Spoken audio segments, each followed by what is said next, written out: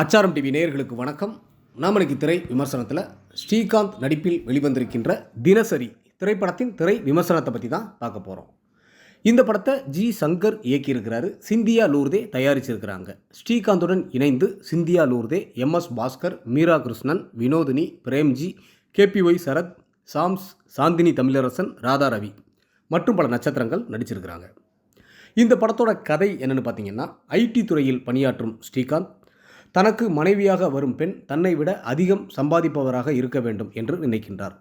அதற்காக அவர் தனது பெற்றோர்கள், வீட்டாருடன் பல பெண்களை பார்த்து கொண்டிருக்கின்றார். நாயகி சிந்தியா லூர்தே அதிகமான சம்பளத்துடன் நல்ல வேலையில் இருந்தாலும் திருமணத்திற்கு பிறகு வேலைக்கு செல்லாமல் கணவன் மற்றும் குடும்பத்தினரை கவனித்து கொண்டு வாழ வேண்டும் என்று நினைக்கின்றார். எதிர்மறை எண்ணங்களுடன் இருக்கும் இவர்கள் இருவருக்கும் திருமணம் நடக்கின்றது. திருமணத்திற்கு பிறகு இருவரது எண்ணங்களும் ஒவ்வொருவருக்கும் தெரிய வருகின்றது. அதனால் குடும்பத்தில் சிக்கல் ஏற்பட அதன் பிறகு இருவரும் ஒன்று சேர்ந்து வாழ்ந்தார்களா இல்லையா என்பதே இந்த படத்தின் மீத கதை.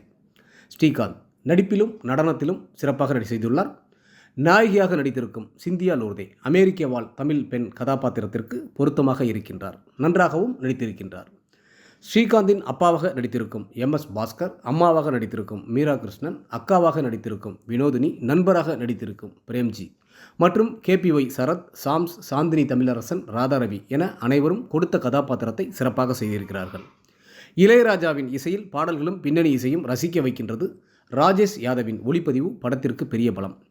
இருப்பதை விட்டுவிட்டு பறப்பதற்கு ஆசைப்படக்கூடாது என்ற பழமொழிக்கு ஏற்ப தற்போதைய தலைமுறையினர் முன்னேற்றம் என்ற பெயரில் பணத்தின் பின்னாடி பயணித்து வருகிறார்கள்.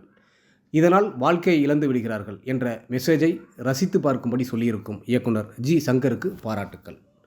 ஒட்டுமொத்த படக்குழுவினருக்கும் அச்சாரம் டிவி சார்பாக வாழ்த்துக்கள்.